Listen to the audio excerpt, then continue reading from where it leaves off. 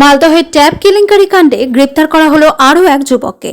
কোচবিহারের দিনহাটা থেকে ধৃত প্রাথমিক শিক্ষক মনোজিৎ বর্মনকে জিজ্ঞাসাবাদ করে এই যুবকের নাম জানতে পারে হবিবপুর থানার পুলিশ।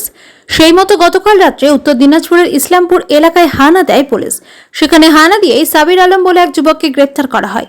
ট্যাবের টাকা তার অ্যাকাউন্টে ঢোকায় পুলিশ তাকে গ্রেপ্তার করেছে। যদিও ধৃত সাবির আলম জানান, স্থানীয় এক ব্যক্তি মাটি কাটার টাকা ঢুকবে বলে তার অ্যাকাউন্ট ভাড়া নিয়েছিল কমিশনের ভিত্তিতে। তাকে ফাঁসানো হয়েছে। আমার কাছে ওই যে আসছিল একটা ছেলে বলছিল মাটির যে টাকা ঢুকে বলে 10,000 টাকা ঢুকবে তোর অ্যাকাউন্টটা দিয়ে, আমি অ্যাকাউন্টটা দিয়েছি।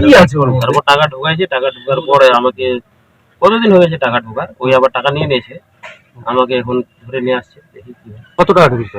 10,000। বাড়ি কোথায় আপনার? আসলাম কি আমি ওদের নামটা বলতে পারবো না। দেখি কি হয়। আমার কাছে চাইছি কালকে রাতে নাম কি? সাবির আলম। বাড়িতেই থাকে, বাড়িতে কাজ করে।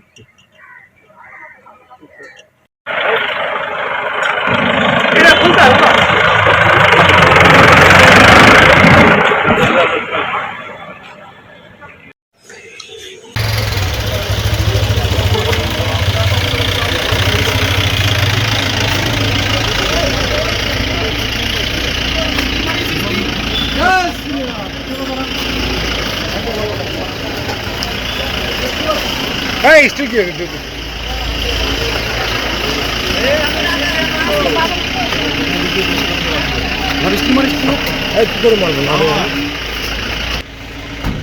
আপনার এখনো কত টাকা ঢুকেছিল? আপনার এখনো কত টাকা ঢুকেছিল?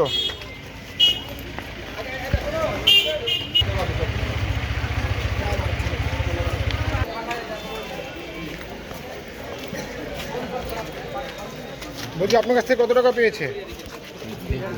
আপনার কাছ থেকে